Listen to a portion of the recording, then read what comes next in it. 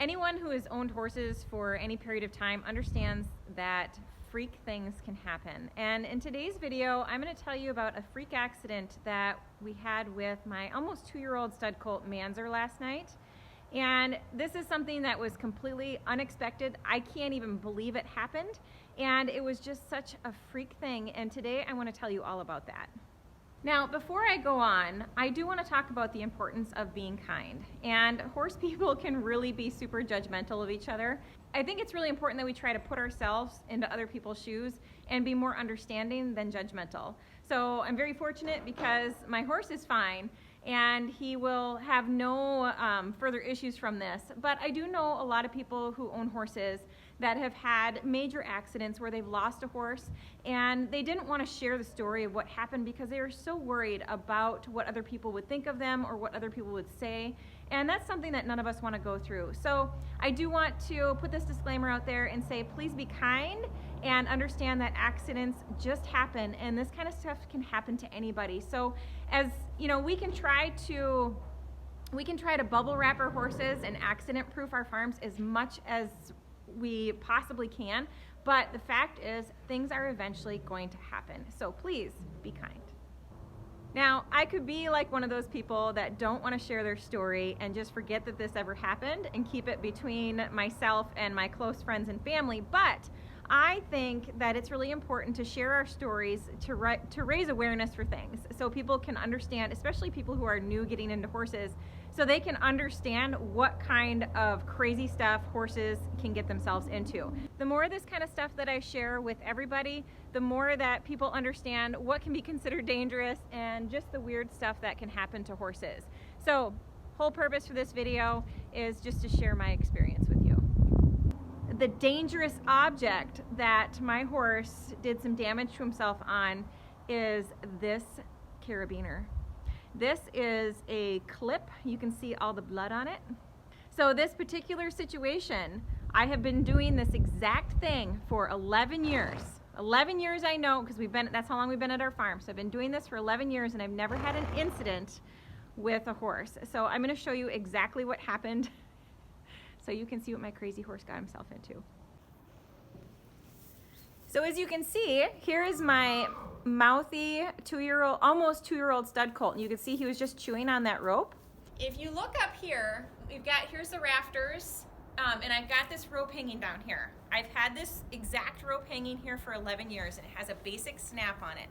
And then I take our hay bags, these are the hay chicks nets, and I just clip them onto here. Now, we're standing on, there's a lot of like ice and snow and manure and everything in this area. So in the summer, these are a lot higher because there's not so much stuff underneath us. But still, this has never been a problem. Now, what happened last night is when I came out here to put Manzer in his stall, I opened up this door and I came through and I look and he's got his rear end to me right there. He's standing there with his head really close to this rope, and he turned around to look at me, and he just kind of spun around, and I'm like, gosh, he looks like that rope is stuck in his mouth.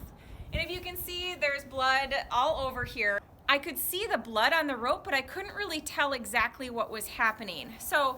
But when he circled a couple of times and I got closer to him, here's what happened. He had been chewing on this, and he got it caught on his upper lip right here, and it closed on his lip, and he must have panicked and pulled, and it went right through his lip like a piercing. So this was caught on his lip. Not just stuck there, it was through his lip. This poor horse is standing there with this stuck through his lip. What are the odds of that happening? I've had horses' halters get stuck on a carabiner, like if they push on them, certain situations. So a lot of times I will duct tape them, but this is something that we remove all the time. So it's not something that I ever even thought would ever be an issue. Since they don't have halters on here, there's nothing to get stuck on. So, but being a mouthy 2-year-old, it's just what happened. So here's what I did is I walked up to him, and luckily he was just standing there. I don't know how long he'd been there, maybe as long as a couple of hours. He wasn't sweaty or anything, so I know he wasn't too terribly stressed and hadn't been moving too much. And luckily, Nash, his buddy, left him alone. So he was just standing here quietly. But the nice thing about Manzer is he gives so well to pressure. So as soon as he felt that he was stuck, he didn't pull on it. So I think a lot of horses may have panicked and pulled and ripped their lip right open, and he did not. So I was super thankful for that. So what I did is I walked up to him and I unclipped this like that.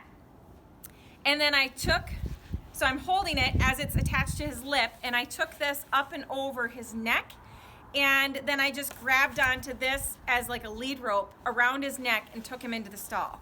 So I phoned my husband to come out here and help me, and basically what we did, how we got it off, and I wish I had a picture of what it looked like through his lip for you so you could see it, but I was in no position to be taking pictures or video at that time. So when Jason came out, he held on to Manzer and just pet him. Oh, thanks, buddy. Hey, dude. Hi. Do you want your butt scratched or something? So what I did is I just opened up this clip and I worked this out, and then I just had this to deal with, okay? And I believe it was actually through this way, so his lip was right here. So after I had this off, then I could just fiddle with this, and I opened it up, and I had to like slide, I had to take it out of his lip like an earring. And he was such a champ, he just stood there and let me do it. So, and then after we got that off, I did let him eat. I contacted the vet right away, and it didn't look like he needed stitches at all, since it was just a clean hole. So the vet said give him some Banamine just to take care of any swelling and pain, and then that he needs a tetanus shot within 24 hours. So she did come out today and she gave him his tetanus shot and looked it over and said it looks just fine. So I'm going to show you a little bit of video footage from last night, and then I'm going to show you what it looks like right now so you can kind of see the difference. Oh boy.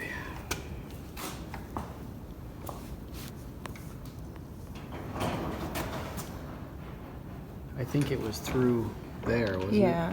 And then I think it's just kind of healed. Yeah. So what I ended up doing to prevent this from happening again, because I'm like, well, you know, live and learn. This is something that may not ever happen to somebody else, but because this specific situation, I have to rethink how I'm going to hang these out here because I don't want to take a chance of that happening again. So I'll show you what I did so that it's going to be a little bit safer. Now I have these bags. The reason I have these hanging is because they stay up out of the mud, and it's a clean and dry way for these horses to eat out here. It's the best solution I have found so far. So that's why I do this. Instead of having this carabiner on here, I just took a piece of baling twine for right now and made a little loop so I can snap it on there. I don't need to have these clips out here because I already have snaps hanging here. So now this may cause, there's quite a bit of swelling still, but this there may be a little bit of a scar, but this should heal pretty clean. He doesn't have a temperature or anything, so we don't have to worry about antibiotics at this point. And like I said, he had his tetanus shot, so we're good. She said that if he hadn't had a tetanus shot within 6 months, he needed a booster, and the last one he had was June last year. So, and today is March 30th. So we wanted to make sure to get him his booster, and he was great for that. But so we shouldn't have any issues, and I'm so thankful that he handled it all the way he did, because he could have ripped his lip open. He could have needed stitches. It could have been a heck of a lot worse, and it could have been way more traumatizing for him than it was.